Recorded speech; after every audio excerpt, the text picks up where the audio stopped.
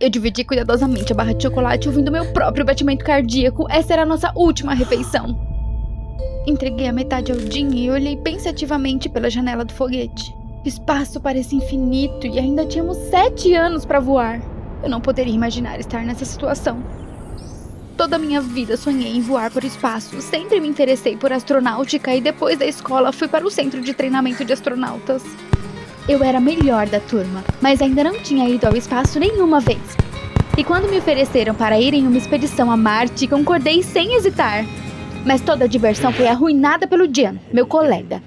Quando descobri que ele iria comigo, quase me recusei a participar. Desde o centro de treinamento eu não aguentava mais esse preguiçoso. E ele não gostava de mim, sempre me chamou de nerd. E uma vez ele roubou minha prova e quase falhei no exame. E agora eu tive que ir para o espaço com ele por 7 anos? Era um pesadelo vivo!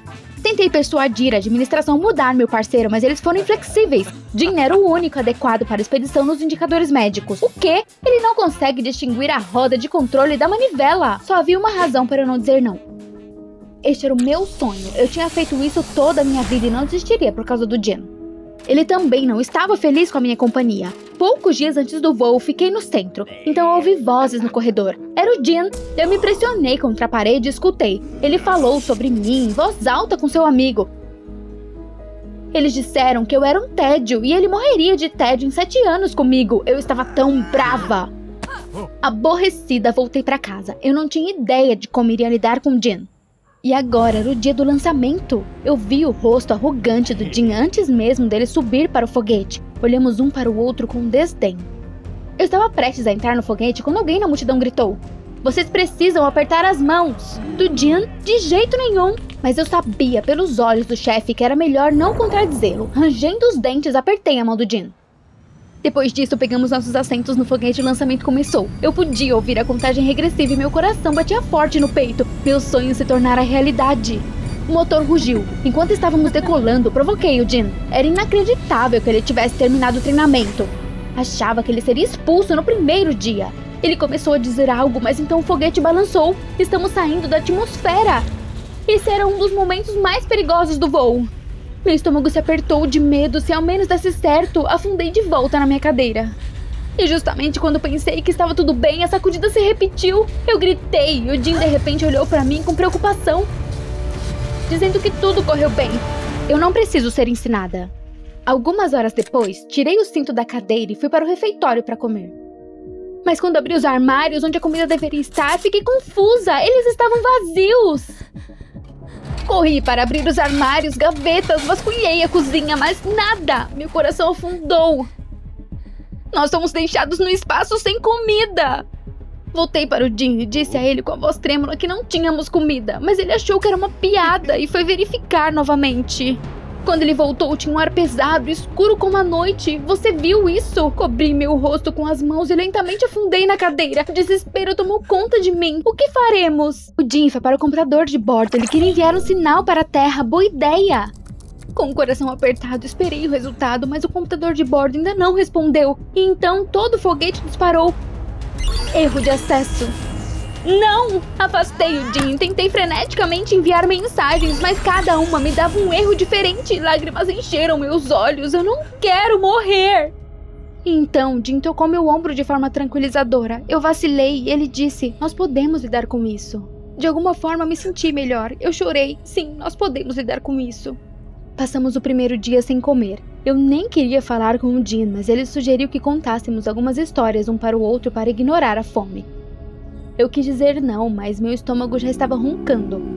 Eu concordei relutantemente. Afinal, Jim não era tão insuportável. Tínhamos muito em comum e, obviamente, o Jim fazia stand-up à noite. Eu não poderia explicar como ele conseguiu me fazer rir em tal situação. Mas no dia seguinte a fome se tornou insuportável. Eu estava tonta de fome e quando me pus de pé comecei a cambalear. O Jim percebeu isso.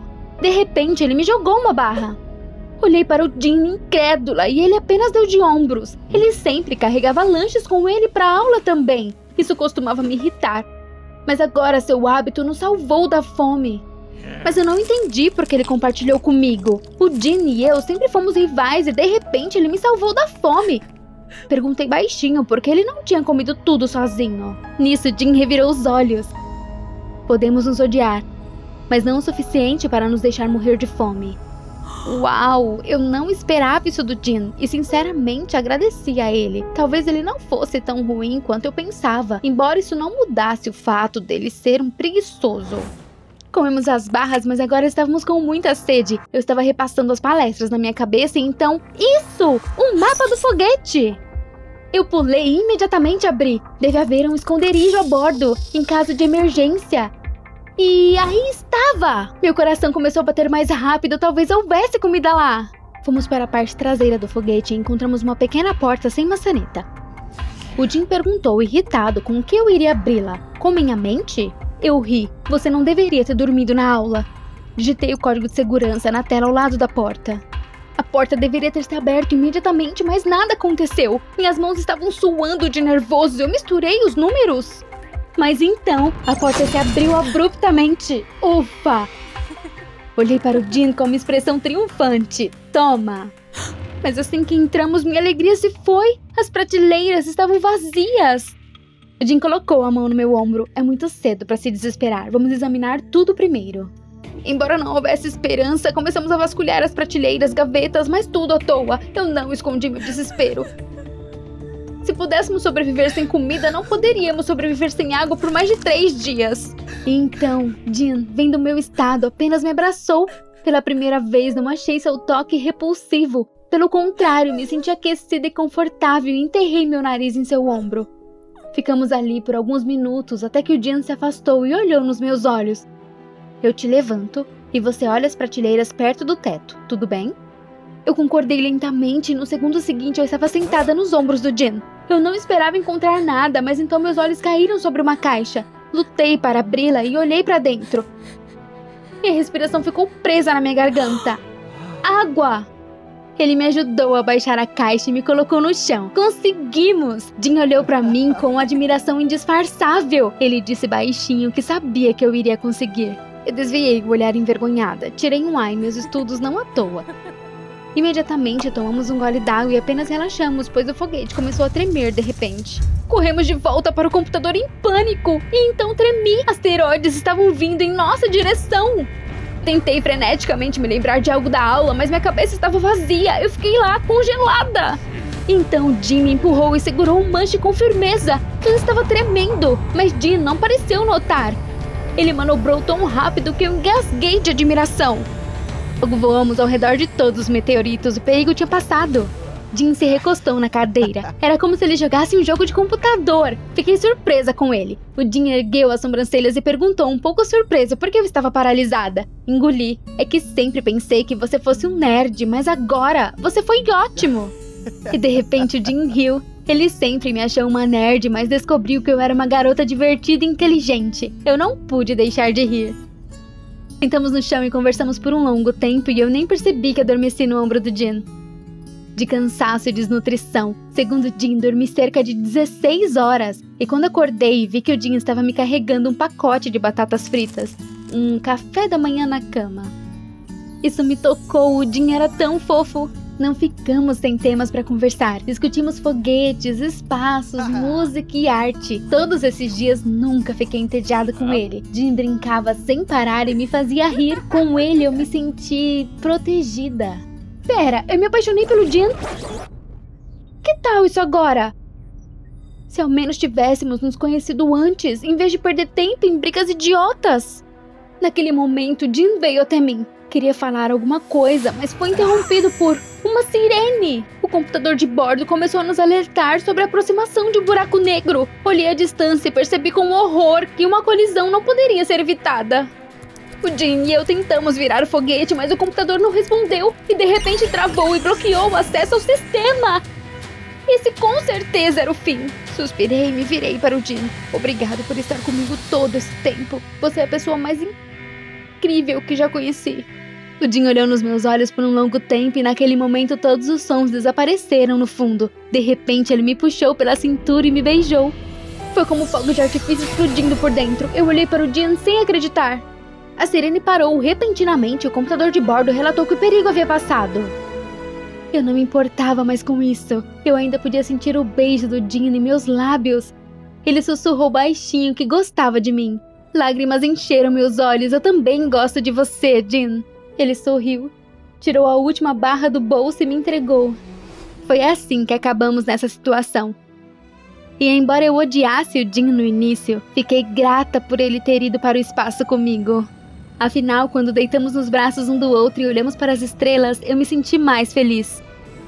E de repente houve uma salva de palmas. Jean e eu olhamos em volta confusos. O que está acontecendo? À medida que subíamos, as portas do foguete se abriram lentamente. Eu não entendi absolutamente nada, estávamos no espaço.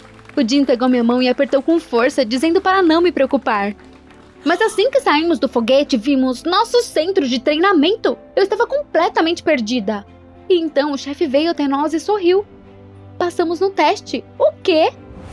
Acontece que esse não era um voo real, mas uma simulação. Um treinamento para ver se o Jean e eu poderíamos trabalhar juntos. Eu fiquei chocada. Espera, então isso não era real? Eu imediatamente joguei meus braços em volta do pescoço do Jean e o abracei com força. Nós iremos viver! Embora eu tenha experimentado um verdadeiro horror nessa simulação, meu amor pelo espaço não havia desaparecido. E um mês depois, Jean e eu partimos para uma verdadeira expedição. Só agora eu estava feliz por voar com ele. E 7 anos sozinha não me assustou nem um pouco. E tudo isso me ensinou uma regra importante. Não perca tempo com brigas. Às vezes você precisa conhecer uma pessoa melhor para entender que ela não é tão má quanto você pensa que é. Você gostou desse vídeo? Então se inscreva, deixe seu like e apoie o canal. Obrigada! Olá, eu sou a Sara, tenho 17 anos e sou uma estudante comum. Você já lutou contra hábitos ruins que colocavam a sua vida em risco? Seus amigos te apoiaram fazendo tudo o que podiam para te ajudar a se libertar disso? Assista a esse vídeo e você vai descobrir por que é tão importante cuidar do seu corpo. Em geral, eu sempre cuidei bem de mim mesma. Desde a infância, eu pratico esportes e me alimento bem. Eu nunca tive nenhum vício, pelo menos até certo ponto. Isso aconteceu comigo e com o Kevin. Praticamos parkour juntos, e naqueles dias estávamos começando a participar de competições. Éramos uma equipe sólida e nos dávamos bem. Na verdade, quando começamos a praticar esportes juntos e assim nos comunicarmos ainda mais, percebi que tinha sentimentos por ele, mas não me atrevi a confessar. Bem, nós somos amigos desde a infância, e eu não achava que ele me veria como mais do que uma amiga. Você já se apaixonou por um amigo de infância e teve medo de dizer a verdade? Treinávamos muito e costumávamos ganhar pequenas competições na nossa cidade. Ficamos tão encorajados pelo nosso progresso. Mas um dia, tudo começou a mudar. Fomos convidados para uma grande competição com as equipes de parkour de todo o estado. Eu estava fazendo compras no supermercado e peguei uma lata de Coca-Cola. Naquela época, eu me permitia beber algumas latas por semana. A vendedora me aconselhou a prestar atenção no fundo da lata. A empresa tinha realizado uma campanha publicitária. Quem comprasse a lata com o número 5 na parte inferior era o vencedor. Quando eu olhei para o fundo da minha lata, eu fiquei surpresa ao encontrar um 5 ali. Eu nunca ganhei nada. Logo, o meu prêmio foi entregue. Os meus pais, ao verem as caixas, balançaram a cabeça. Eles acreditavam que, mesmo uma lata por semana, isso não era bom para a saúde. Mas lhes assegurei que eu não iria abusar da bebida. Mas, com uma caixa de Coca-Cola, eu não notei como eu comecei a beber constantemente. Chegou ao ponto em que troquei o meu copo de água matinal por Coca-Cola e parei de beber qualquer coisa exceto ela. Enquanto isso, eu e o Kevin começamos a treinar para a competição. Um dia, estávamos praticando nos arredores da cidade e eu estava muito atrás dele no circuito. Ele voltou e me perguntou se havia algo errado. Eu respondi que estava apenas cansada, mas isso não o tranquilizou. O Kevin me disse que eu não tinha estado no meu melhor ultimamente. Ele disse que comecei a tropeçar mais vezes, a correr mais devagar, e eu não parecia bem. Eu me recusei a acreditar nisso. Minha mente negou tudo o que ele estava dizendo e deu várias desculpas. Mas lá no fundo, eu sabia que ele estava certo. Eu realmente me viciei em Coca-Cola. Eu percebi que não bebi nada além disso por uma semana inteira. Sem água, sem café, sem suco, só Coca-Cola. Você já lutou contra um vício que poderia prejudicar seriamente a sua saúde, mas o hábito parecia mais forte do que a sua força de vontade? Alguns dias depois, a fraqueza aumentou. Eu tinha um sono inquieto, quase ansioso, então não importava o quanto eu dormisse, eu me sentia sonolenta e muitas vezes me atrasava para o treino. Eu até engordei apesar do meu estilo de vida ativo, e ainda assim, eu não conseguia desistir de beber algumas latas por dia. Meus pais notaram que o meu suprimento de Coca-Cola estava diminuindo rapidamente e disseram que eu bebia muito refrigerante. Mas eu mentia para eles, dizendo que estava dividindo com os amigos. Enquanto isso, a primeira fase da competição chegou. Trabalhamos duro para nos prepararmos, mas eu ainda estava preocupada. Enquanto esperávamos a nossa largada, o Kevin tentou me animar. Ele me garantiu que conseguiríamos lidar com isso e me perguntou como eu me sentia. Respondi que estava tudo bem. Na verdade, as coisas não estavam nem um pouco bem. Eu me sentia à beira de uma falha épica. Eu estava tão nervosa que até fui rude com o Kevin quando ele perguntou novamente se estava tudo bem. Naquele momento, nossa largada foi anunciada e eu vi que eu tinha magoado seus sentimentos. Isso deixou tudo ainda mais difícil. Entramos na arena e começamos a fazer nossas bem ensaiadas acrobacias de parkour. No começo, estávamos indo bem. Vi que estávamos causando uma boa impressão na plateia e no júri, mas senti uma dor de estômago repentina. O Kevin me agarrou e me ajudou. E isso se repetiu várias vezes. Somente graças ao Kevin completamos a apresentação. E então, o júri anunciou as notas. Acabou que marcamos o suficiente para passar para a próxima fase. Nós nos abraçamos felizes e eu pedi desculpas ao Kevin por ter sido rude. Decidimos dar uma volta e no caminho tirei uma lata da minha bolsa. O Kevin viu. Ele me perguntou se eu bebia muito refrigerante. Na verdade, eu disse, eu não tenho bebido mais nada nas 2 últimas semanas. Eu contei a ele que eu não conseguia parar. Ele me convenceu a desistir pela nossa equipe. Bem, eu concordei. O que mais eu deveria dizer? Mas, novamente, na mesma noite eu não pude resistir a uma lata antes de dormir. E na manhã seguinte eu peguei outra, como se eu me movesse incontrolavelmente. Eu tinha mais 2 caixas daquele veneno preto. E não importava o quanto eu tentasse, eu não conseguia beber nada além dele. A próxima fase da competição estava cada vez mais próxima. O Kevin e eu treinamos ainda mais vezes, pois mal conseguimos da última vez. Me sentia cada vez pior. Dores de estômago, mudanças de humor. O mais assustador foi o ganho de peso. Meus pais notaram a minha condição e não acreditavam mais nas desculpas. Mas eles não me pressionavam. Eles são do tipo que deixam os filhos cometerem seus próprios erros e aprenderem com eles. Eu estava com medo de dizer ao Kevin que não podia cumprir minha promessa. Por causa disso, senti como se estivesse me afastando dele. Você já escondeu algo de seus amigos por medo da rejeição? Na segunda etapa, milagrosamente, marcamos mais uma vez os pontos necessários para passar. E novamente, o Kevin liderou toda a performance, enquanto eu apenas tentei não ficar no seu caminho ou cair. Assim chegamos à final. Eu já estava viciada em Coca-Cola havia 1 mês. Precisava disso até para me levantar da cama. Bem, o último dia antes da competição final chegou. Fiquei em casa para ganhar forças. De repente, o Kevin apareceu. Ele disse que veio me animar e me convidou para o ensaio final. Enquanto caminhava pela sala, ele acidentalmente tropeçou em uma lata de Coca-Cola deitada no chão. Ele olhou para a lata, então olhou para mim. Ele calmamente perguntou se eu tinha mais refrigerante. Eu não disse uma palavra e o meu companheiro de equipe começou a procurar. Pedi para ele parar, mas ele não escutou. Ele disse que tínhamos que tentar um método mais radical. Ele encontrou a metade restante de uma caixa debaixo do sofá. Ele saiu com a caixa e começou a derramar tudo na grama. Corri atrás dele, soluçando, implorando para ele parar, mas ele continuou em silêncio. Eu estava furiosa. Acusei o Kevin de estar obcecado por ganhar e lhe disse para competir sem mim. Ao ouvir isso, ele jogou as latas restantes no chão e saiu. Bem, eu achava que eu estava certa. No dia seguinte, eu ainda estava com raiva dele e não queria competir, então eu disse a ele. Bem quando a final estava para começar, uma amiga nossa me ligou. Ela perguntou onde eu estava e disse que o Kevin esperava por mim. Contei a ela o que aconteceu e disse que ele não se importava comigo. A minha amiga riu. Ela disse que o Kevin estava completamente perdido sem mim. Além disso, o Kevin disse a ela que ele gostava de mim. Não acreditei nos meus ouvidos e perguntei à minha amiga se ela tinha certeza. Ela disse que sim, 100%. Naquela hora, tive uma visão completamente diferente de tudo o que o Kevin fez. Percebi que ele não estava tentando ganhar a todo custo, em vez disso, ele estava preocupado comigo. Prometi a ela que iria logo e me apressei. Ainda conseguiria chegar a tempo, então eu corri. Cheguei no momento em que nossa equipe estava sendo anunciada. O Kevin sorriu feliz quando me viu. Eu sorri de volta e entramos na arena juntos. Admito que tivemos um desempenho ruim e, claro, perdemos. Foi um milagre termos chegado até aqui. Mas não ligamos. Fizemos as pazes e eu prometi a ele que pararia com a Coca-Cola para sempre e estou orgulhosa de dizer que dessa vez consegui manter a minha promessa.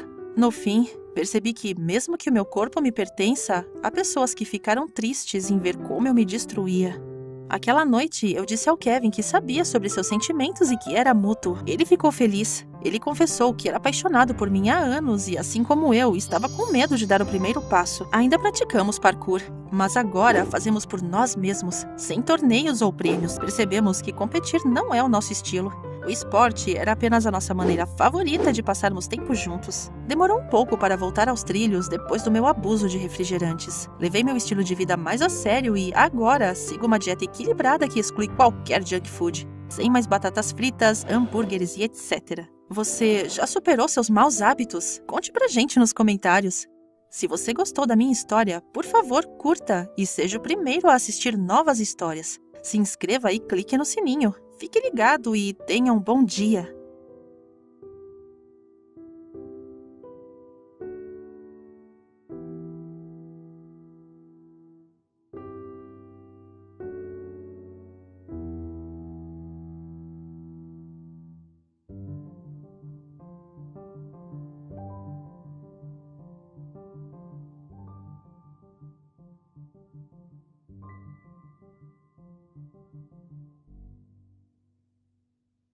Uma galinha viva! Meu estômago roncou imediatamente. Minhas pernas me levaram a uma galinha correndo pelo quintal e a certa altura eu a agarrei, sentindo aquele cheiro delicioso. Essa era a única maneira de satisfazer minha fome. Não havia escolha, eu trouxe a galinha lutando para os meus lábios e abri minha boca. Eu morava com meu irmão mais novo, Nicholas, e criei ele. Embora a gente tivesse uma casa que herdamos, o dinheiro dos raros empregos de meio período era suficiente apenas para coisas básicas como comida e pagamento de contas. No entanto, nunca pedi ajuda a ninguém. Afinal, as pessoas não ajudam de graça. E isso é humilhante. Eu sempre disse a meu irmão que só podíamos contar um com o outro. Nós lidamos bem juntos, mas um dia eu estava com uma dor de estômago muito forte. Os comprimidos não ajudaram e eu tive que ir para uma clínica. Após o exame, as palavras do médico me horrorizaram. Ele disse que eu tinha uma doença rara e perigosa. Meu estômago estava se autodestruindo e eu precisava de uma cirurgia cara. Lágrimas encheram meus olhos. Eu não tinha tanto dinheiro. Mas o médico comunicou repentinamente que, para esses casos, havia um desenvolvimento experimental. Um dispositivo que se prendia ao estômago e evitava sua destruição. E o mais importante, tudo era totalmente gratuito, pois esse método de tratamento ainda estava sendo testado. Eu estava desconfiada. Essa ajuda de graça era suspeita, mas me lembrei do meu irmão. Quem ficaria com ele se eu não estivesse lá? Vale a pena o risco pelo Nicholas. Assinei o acordo e no mesmo dia fui internada. Após a cirurgia, meu estômago finalmente parou de doer e, alguns dias depois, tive alta. O Nicholas estava incrivelmente feliz por me ver saudável e gradualmente voltamos à vida normal. A única coisa é que depois de comer sempre me sentia mal, e aos poucos fui diminuindo as porções. A cada dia, cada vez menos, até que percebi. A comida não me atraía em nada. Mais do que isso, eu não conseguia comer nada. Com isso, comecei a perder peso, mas tentei não prestar atenção. Talvez fosse apenas um efeito colateral após a cirurgia e tudo passaria logo. Mas um dia, um vizinho veio até nós e pediu sal. E enquanto ele estava falando comigo, eu não conseguia tirar meus olhos dele. Como ele tinha um cheiro bom! Era uma loucura! Eu dei o sal para ele e então o vizinho chegou bem perto. Eu não pude evitar. O cheiro estava me deixando louca.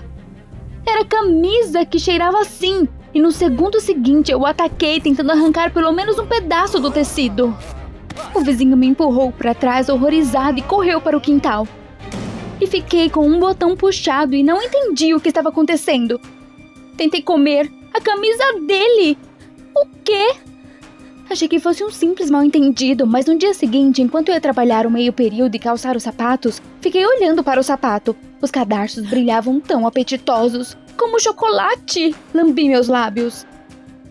Meu estômago roncou mais forte. Naquele momento eu enlouqueci. Tirei o cadarço e engoli com vontade. Então minha fome diminuiu. Eu congelei de horror. Que raios foi aquilo? Ao invés de trabalhar meio período, voltei imediatamente para a clínica. Descrevi os meus sintomas para eles. Mas a recepcionista da clínica gentilmente respondeu que esse era um efeito colateral da cirurgia. Tudo iria passar em breve. Eu estava voltando para casa de ônibus. As palavras dos médicos fizeram me sentir melhor. Eu mal podia esperar para que esse efeito passasse. Eu estava tão perdida em meus pensamentos que nem percebi como comecei a mastigar a gravata de um homem sentado ao meu lado. Só quando ele gritou com raiva para eu parar, eu recuperei os meus sentidos. Eu estava completamente confusa. Desde então, a fome ficava mais forte, o estômago roncava e eu não queria comida simples. De cansaço, não tinha forças nem para levantar a bolsa. O Nicholas viu que algo estava errado comigo e ficou muito preocupado. Mas eu o acalmei e disse a ele que esse efeito colateral passaria em breve. Um dia o Nicholas estava fazendo sua lição de casa, mas quando ele foi buscar água, de repente olhei para seu caderno de dever de casa e essa tinta no papel me pareceu tão apetitosa. Como uma louca, peguei o caderno e o enfiei na boca. Mastiguei folha por folha. E nesse exato momento, o Nicholas voltou com um copo d'água. Ele congelou em estado de choque e perguntou o que eu estava fazendo. Cuspi o resto do caderno e imediatamente brinquei que seu dever de casa foi feito de forma repugnante e que só tinha feito um favor ao comê-lo. Meu irmão riu e eu suspirei calmamente. Na manhã seguinte, acordei completamente exausto e fui lavar o rosto. Mas quando apertei a pasta de dente na escova, percebi que também tinha um cheiro terrivelmente delicioso. E então eu entrei em estado de compulsão. Eu espremi com tudo todo o tubo de pasta de dente na minha boca, mas não foi o suficiente e eu comi o tubo. A fome diminuiu imediatamente e me senti melhor. Eu estava com fome, mas minha fome não diminuía. Então comprei um lote de cadarços na loja mais próxima e comi feito espaguete, junto com papel, tecido e papel de bala. E a minha iguaria preferida era um sanduíche feito de serragem coberto com uma rodela de sabão. E quanta salada de papéis de bala! Era simplesmente divino! Por milagre, consegui esconder minha comida do Nicholas. E na frente dele, fingia comer comida comum, mas em todas as oportunidades jogava no lixo. Comia muito, mas não engordava porque não havia nutrientes na minha alimentação. Uma semana depois, fiquei muito magra. As coisas estavam penduradas em mim. Eu precisava de comida normal. Um dia fui trabalhar meio período na aldeia e de repente senti o cheiro de galinha do quintal de alguém. Uma galinha viva! Eu nem me lembro de entrar furtivamente e pegar ela. Eu estava com tanta fome. Eu a trouxe para mais perto da minha boca quando de repente eu congelei. Não, isso era demais. Eu não cairia nessa. Larguei a galinha assustada e fui imediatamente para a clínica. Eu fui estúpida, confiei em estranhos. Cheguei e me aproximei resolutamente da recepcionista. O efeito colateral não passa, mas só aumenta. Mas a recepcionista suspirou e respondeu que, na verdade, eles salvaram minha vida. Do que eu estou reclamando? Salvaram minha vida? Esse dispositivo experimental era o mesmo que a morte, mas mais lenta e de exaustão. Vou denunciar vocês à polícia, golpistas. Mas a recepcionista empalideceu. Me mostrou a pasta e disse que eu mesma assinei o acordo e a renúncia de reclamações. Então tudo foi legal. E ninguém na polícia me daria ouvidos. Decepcionada, me virei e saí para o corredor. Este era realmente o fim? Então notei uma menina muito magra. Ela caminhava irritada com um contrato na mão. Aparentemente, ela também teve a recusa de remover este dispositivo do seu estômago. Então isso me atingiu. Ninguém realmente me daria ouvido sozinha. E se houvesse centenas de nós? Exatamente! Com a ajuda de outras pessoas, eu alcançaria a justiça. Me aproximei da garota e pedi que ela distraísse a recepcionista. Ela claramente queria se vingar deles e concordou imediatamente. Enquanto a garota estava gritando e repreendendo a clínica, peguei uma pasta com as permissões do balcão e corri para fora da clínica. Durante todo o dia, liguei para os pacientes e ouvi suas histórias horríveis e percebi que essa clínica só estava fingindo ajudar os pacientes. Na verdade, eles estavam pesquisando novos métodos de tratamento e fazendo experiências ilegais com os clientes. Éramos ratos de laboratório para eles. Eu fiquei tão brava. Por isso, pela manhã, nos reunimos com todas as vítimas na clínica. A recepcionista teve que chamar um médico e ouvir todas as nossas solicitações, voltar tudo como estava. Caso contrário, enfrentariam um longo julgamento e exposição na mídia. Com tantas reclamações, eles definitivamente não escapariam. Como resultado das negociações, a recepcionista desistiu e fomos todos marcados para cirurgias, onde os dispositivos foram retirados dos nossos estômagos. A clínica perdeu a licença de qualquer maneira. Alguns de seus pacientes tinham contatos na polícia. Fiquei feliz, mas agora sabia que não teria muito tempo de vida. Afinal, sem o dispositivo, o estômago continuou a piorar. Percebi mais uma vez que quando a esmola é muita, o santo desconfia. Eu fiquei muito surpresa quando os voluntários me contaram que tinham em conjunto arrecadado dinheiro para a minha cirurgia. Acontece que uma das vítimas era dona de um fundo para ajudar pessoas que estavam em uma situação de vida difícil e decidiu me ajudar. Fiquei muito grata e o Nicholas estava literalmente pulando de felicidade. Sua irmã mais velha viveria. E então percebi que estava errada. Afinal, você não pode viver em constante desconfiança das pessoas. E pedir ajuda não é uma vergonha e nem assusta. Sim, existem pessoas más no mundo, mas existem muito mais pessoas boas. E é exatamente isso que eu quero ser. É por isso que consegui um emprego nessa fundação. O mundo não é bom sem gente boa e o mais importante é estar entre os bons e tornar o mundo um pouco melhor. Você gostou do vídeo? Então se inscreva e deixe seu like. Apoie o canal. Obrigada!